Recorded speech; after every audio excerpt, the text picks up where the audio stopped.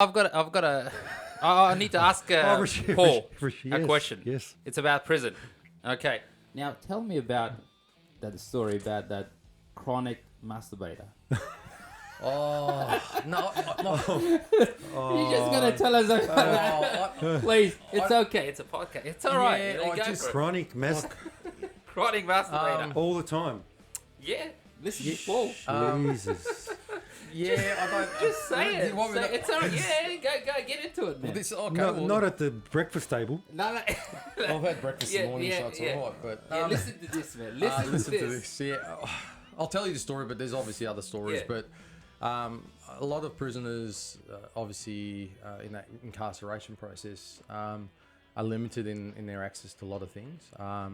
So in this particular circumstance, I won't mention the prison or the prison's name or the location. Yeah. But in this particular time, this prisoner was in a what we used to call an obs cell or an observation cell. So it was like a padded cell.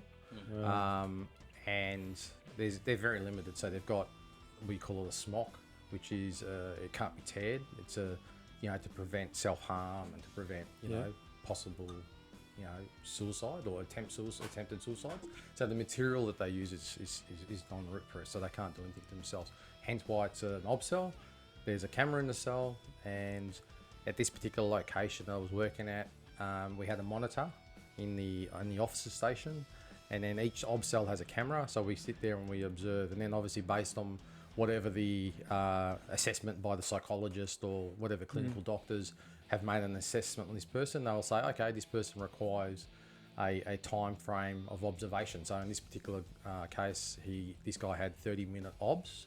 So every 30 minutes we will report. But we've got access to this camera in the cell that obviously if they were to do anything, we can call a code, and the code then will have the relevant parties attend.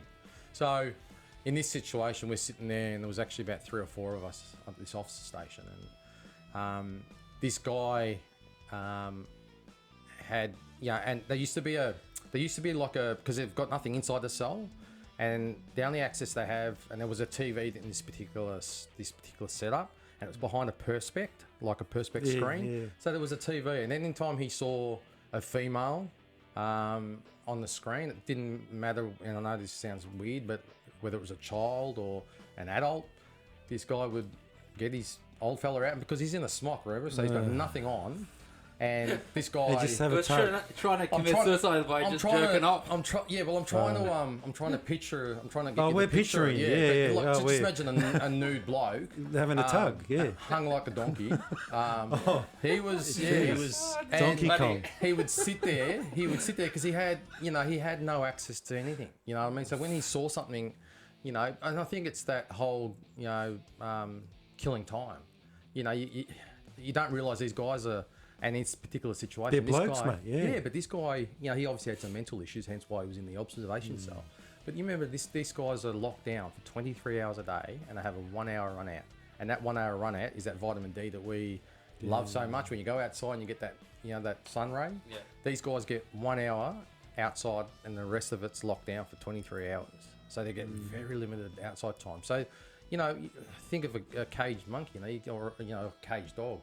You cage it for so long, and then one day it retaliates when it gets an opportunity, because it's like a build-up of, But anyway, so this particular guy. Build-up of what exactly? Well, in this particular guy was a build-up of semen, but this guy used to sit hence there. the Navy. He would sit there and he would play with his old fella, and to the point where he, released his little men. Wow.